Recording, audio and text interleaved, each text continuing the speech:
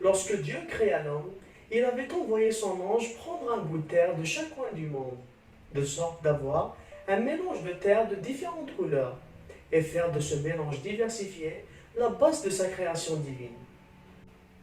Il est aussi dit dans le Coran, nous vous avons créé d'un mâle et d'une femelle, et nous avons fait de vous des nations et des tribus pour que vous entre connaissiez. Ceci est une preuve irréfutable de la place primordiale qu'accorde l'islam à la diversité. Et c'est le cas de la quasi-totalité des religions, croyances et idéologies à travers le monde. La nature à son tour croit à la diversité et nous en donne le parfait exemple. Il suffit de parcourir notre pays du nord vers le sud en début de printemps pour tout comprendre. Qu'en est-il de l'homme? A-t-il cru à la diversité et respecté tous ceux qui sont différents de lui? Allons voir ensemble.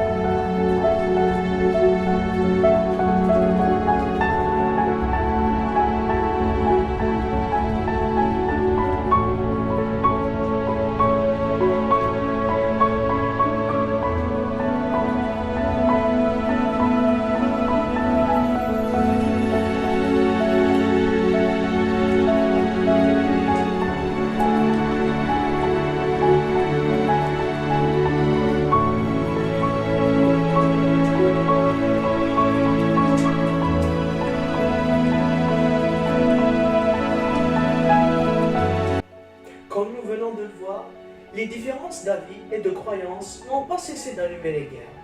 Et la discrimination raciale et ethnique a toujours été un alibi pour l'oppression d'un peuple. Je pense que l'homme n'a toujours pas retrouvé ses repères en matière d'accepter autrui. C'est triste, car cela pourrait résoudre une grande part de nos malheurs. Nos différences d'avis nous n'empêcheront jamais de vivre en harmonie. Au contraire, on pourrait être complémentaires l'un pour l'autre. Il suffit d'un contact, d'une entente. Il suffit de tolérer. Essayons de nous mettre de l'autre côté. Serait-il agréable d'être rejeté pour ses idées, ou pire encore, pour sa couleur? L'humanité a progressé dans son combat contre la discrimination raciale. Mais n'empêche que ce que nous voyons chaque jour est la preuve que le chemin est encore long. Mais tôt ou tard, justice sera rendue.